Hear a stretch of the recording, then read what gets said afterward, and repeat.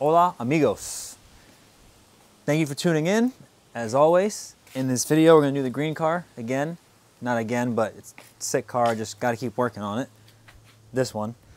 And yeah, hopefully you enjoy the video. We're going to put the Greddy intake manifold on this thing today and also put the coolant rerouting system on. I'm going to finish that finally. Really actually pumped on that. And then, yeah, we'll see what else we're going to do. Check around, find out.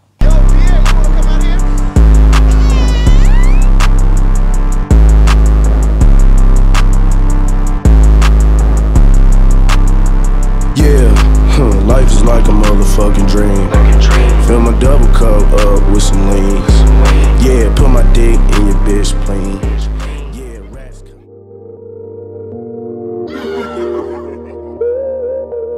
Let's go.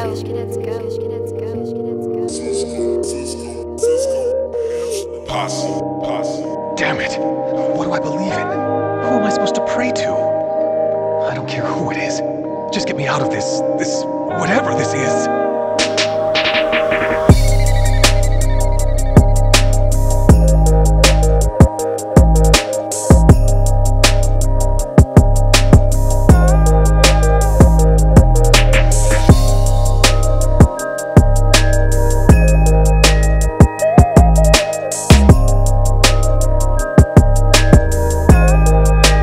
Real smart motherfucker, that's right.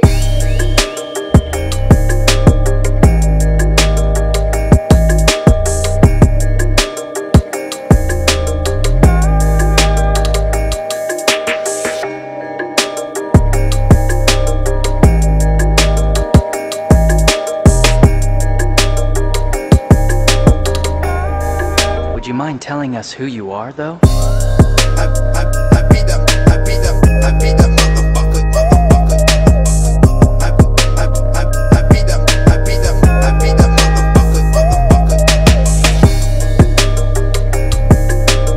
I beat them motherfucker.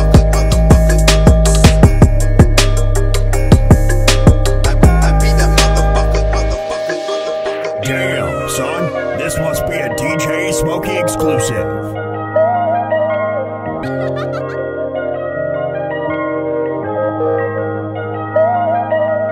English, motherfucker, do you speak it? Yes, and you know what I'm saying. Well, what do you want? And who are you anyway, huh? I beat them motherfucker. I beat them motherfucker.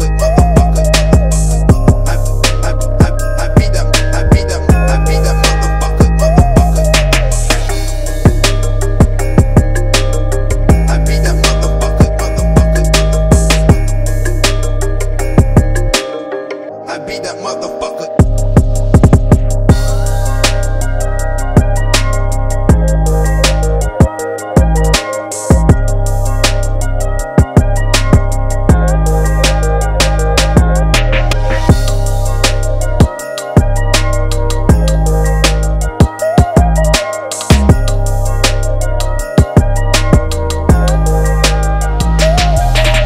How do you know my name anyway? I don't know you.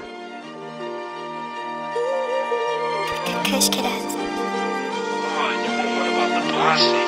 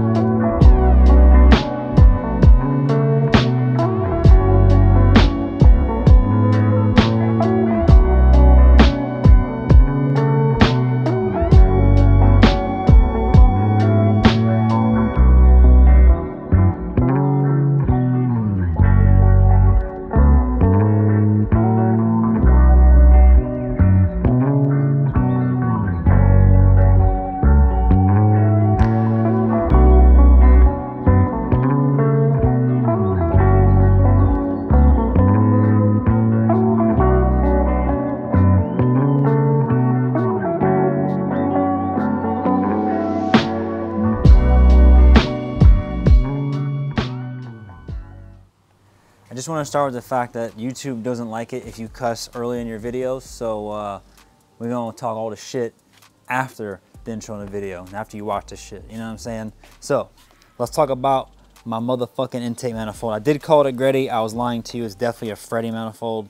That's why the gasket didn't fit for shit, and that's why if you've watched like the previous videos in the car, that's why like little things had a hard time fitting. Like the idle air control valve, I actually had to drill out all the holes to give it like some play in it, because the bolt hole location in the intake manifold is actually not spread the same because it's fucking trash. It's Chinese, but it looks tight. It's gonna work up top in the high RPMs where I want it to work. I don't really need the torque down low. Hopefully it'll save the engine, that kind of thing, whatever. So when you saw me earlier, when this was gone, we put the, let's get in here, it's fucking tight.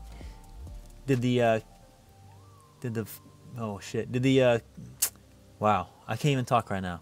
Ended up putting on the GK Tech clutch line, which is a stainless braided line, and that's a brand new OEM master. Now that's an S14 master, so S14, S15 master, clutch master, and it's for this reason. It's for the reason right here that it does this, and the whole body's shorter, which is what allows me to put this on here without any issues. However, the factory one's actually much longer, so it actually protrudes towards the manifold. So that's something you gotta change anyways. That's something I knew from my black S13 back in the day, and then I converted this one when I put the new manifold, the new master in here. Now, I also have a brand new OEM slave, got the GK Tech line, that's tight. I left it up here for the time being because until I didn't want it to like hang on the bottom of the floor, so when I jack up the car and install it on the other side, that's when I'm gonna put that back there and do all that shit, right? Boom. So we put the fuel filter on, added the line down here. So I cut the length for the line, the hose to go from here to, excuse me, right here. But I was routing the line, and visually it'll look better if it goes through here, but the bend is so tight from here to here that it almost kinks the hose. So I'm gonna bring the line from here to this section here in the intake manifold down to this fucking top piece here. And then now this is the actual Greddy piece here. This is just a swivel fitting for your fuel pressure regulator. Because before, what I used to do is take this line and kind of like kink it and bend it. And as far as fuel return goes, it's not that big of a deal. But at the same time, I didn't mind bending it only because like since it was squished a little bit, in my opinion, it added a little bit more pressure to the fuel pressure regulator. So that way it helped keep these bad boys working, you know, a little bit better. On the black S13, it had, I think, like 850cc injectors. These are still stock for now, so we're gonna route that back. I still have to change all this shit. I have to do a lot more shit to this car still, but yeah.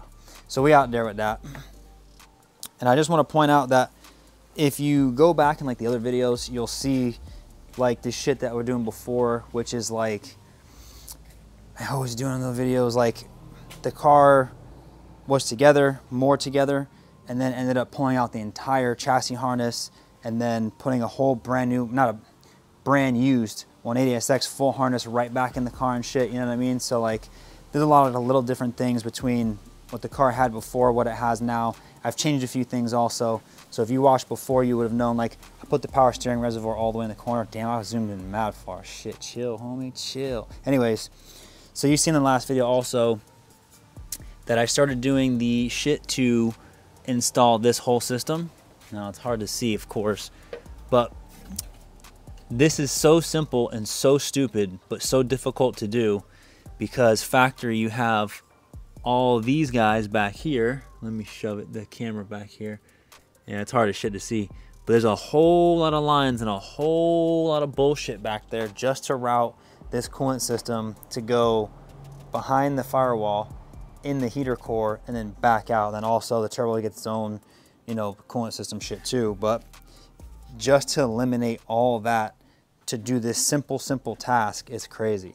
And lucky for me, I actually purchased, I'm trying to go walk through right now. I actually purchased like an entire hose kit where, I mean, you know, that eBay shit, you know what I'm saying, whatever.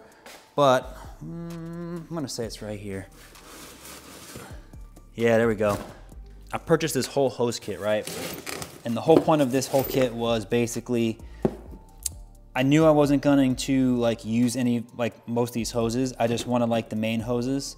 And then I also wanted options. So this is the one that I cut here, right? I wanted options for these hoses so that way I could do exactly what I did there in as simple way as possible. A few videos ago on this car specifically, not in my YouTube channel in general, if you watch, you'll have seen me make, let me put this in here. You would have seen me make this piece right here out of the factory piece. And as a YouTuber I watched, I forget his name exactly, but if you type in like coolant system thing for the Sr20, like how to clean it up, he shows you a video. And that's also how I did, can we see it? Oh wow, it's really tight in here. Come on, there's gotta be a way for me to show it to you. Oh, here we go. So yeah, that's how I did this MazWorks block off plug, because you don't need this anymore. And then you just loop these two lines. In the guy's video, the YouTuber's video, he takes this piece where this pipe actually continues going this way, cuts off the end, puts a bolt head in it, welds it shut, and then makes sure it's sealed, grinds it down, makes it smooth so you can make this 90. Now the reason for this is also you could do this a different way, this loop. Like actually all Honda B series and single cams actually have a loop that goes like this from the head of the block. Old school shit, right? But in this case, we have this size hose here, which is larger than this size hose. So basically, unless somebody makes that hose, which I don't think anybody does, or if you want to do like AN fitting shit, which is more gangster, which I would love to do, but you could do like fitting reduction sizes, stuff like that. And because there's no one that really does that, I would have to have somebody that like welded AN fittings on these pieces and like did all this crazy extra shit. And then even then, it would be a tight bend to make. The hose would have to probably be longer than you wanted, or you'd have to, yeah, you'd probably have to make it a little bit funny too. So like that's actually a really simple, I guess you could, there's tons of ways to make hoses, but that's a really simple way of doing the task. And because I have a welder, I'm able to make that little piece, that little section work, you know what I mean? So it goes from the larger piece down to the smaller piece. Now you could, technically speaking, probably go online, find a piece the same fitting to make all that shit work, but that's never really the case. It's never really that simple. Plus the materials are made out of and like all that kind of shit too. It makes it kind of difficult, you know what I mean? So yeah, so back at it one more time again. So in the video you also saw that I had trouble putting the intake manifold on, and the reason for that is because right back here, let's see, there's a fitting right here. Hold on. Let me get this camera up in here, see if I can show you. See that little guy right there? Little brass fitting? That. This intake manifold had a barbed brake line fitting, an NPT barbed fitting sticking out of it straight.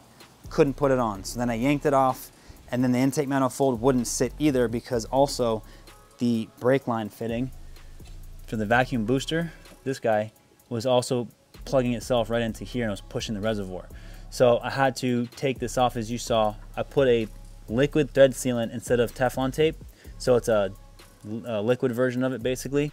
Put it back on. I had to mark up the, let's see if you can see it. Hard to see. Little black mark on top. It's all chrome and it's shiny as shit. But I had it lined up in here. You saw me take the marker, run it, so that way I line this back up in this position, which helps me also link these two guys together right here. Because it just has to come up, use my little check valve, then come into the booster, boom, boom, boom. You know what I mean? So yeah, that's kind of what we're doing out here, and it's pretty tight. I'm actually I'm having fun because like I'm doing simpler things that aren't such a pain in my ass right now, which I enjoy. However, the contrary to that would be, I bought this motherfucker right here, and this is the ISR Freddy style intake manifold piece. And I bought this hoping that I would just plug in this gap difference. Well, that didn't happen obviously, because let's compare the pipes right here, right now in front of your face. As you can see, there's a huge difference in length in the pipe, right? And that's because when you buy this whole kit, this pipe actually stops underneath the bumper somewhere in here. So it's actually stopping somewhere down in this area instead of coming all the way up to the steel here, right? So I could, like what I did before was I took this pipe and I angled it, I put it in, and then I sectioned it somewhere, and I put this section on here, and then just shortened the distance between them and turned one into the other by using a coupler. I may still do that only because I'm kind of upset about this, but I think what I need to do anyways, actually, is what I really need to do is purchase the ISR intercooler kit, which this intercooler is mad old, it's cheap, it's Chinese, it's also fucking twisted like this from being hit, which is also why this ear is replaced and not this one, right? So this section of the car got mushed a little bit. So the whole intercooler is rocked as fuck, it's twisted, it's just hanging on there, there's nothing bolted onto anymore. Had to get a new one of these pieces as well, you know? So like, I have to redo the intercooler and shit. The reason I haven't done it is because financially, I'm not trying to get too deep into the green car right now. So I bought a ton of parts for this car while I was buying parts from R32. So I actually still have more shit to do. I have like a fuel pump. As a matter of fact, let's take a motherfucking look. Charlie Brown, you know what I'm talking about? Hold up a bit, hold on. Right here. I still have more parts. Don't worry about this box. So what do we got? We got, no, hold on, fuel line, that. Nice new gas tank O-ring, need that. Water pump seal, don't need this because I use silicone. This, that's just bolts for the water pump. I mean, yeah, for the water pump. These are used injectors, OEM injectors, because the ones that are on the car are probably bad. This is another clutch line that I had also. Now, if you remember my R32 video, when I did the clutch system in that, I had this line also. This line, I made a hybrid of this line and another line that I had to make it work better for my car here, what I like more. This is an old hose kit that I chopped from that car, but I saved just in case the 240 would need it. And then I have my AM fuel pump, which I'm pretty sure is a 340. I don't know, whichever one this one is. Made in China, I don't like that. So I'm probably gonna stop buying these pumps if they're made in China. Go back to my Walboro made in USA shit, so you know it's fucking gonna work. And it's the shift knob for the 240 also, but yeah, so I got a few of those pieces there. And this box here actually is the box from Japan that my 180SX wiring harness came in. Tight, directly from the motherland type shit. It's gangster, you know what I mean? So yeah, we're working on things, still moving and grooving, and the car basically is now getting closer to a point where I can start putting things back together. Little shit like this doesn't matter to me, but I'm either gonna cut this pipe, which I don't wanna do because if you see this, this connects to my idle air control valve, which is down here. And I don't want to run the tube up top, down underneath, it looks stupid. This pipe, see, she's on the bottom there, so already runs down the bottom where it's supposed to. So there's a potential I may cut this pipe and that pipe, but I'm gonna actually hold off on cutting any pipes until the new intercooler kit from ISR, I end up buying that for this car. So this car, if you're watching me do this, I need you to understand something. Nothing's permanent at the moment. I am working on the car I want to hear it fire up again. I want to know that my electronics work. I want to know that the $1,000 I spent on my 180SX harness still works because the previous harness in this car started melting itself together. And we know that these cars are 30 years old and there's a lot of old wires and beat up shit and you know, this and that. So I bought a whole full entire chassis, factory shit, has power windows, the full gig, you know what I'm saying?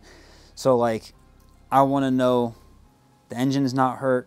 I want to know, which it shouldn't be hurt. It wasn't hurt before, but just in case for some reason the oil's never been changed in that motor. I want to know that my oil lines are still good on this turbo setup, which they should be, but it is stainless braided. It is now damn near 10 years old of just sitting in this car, not doing shit.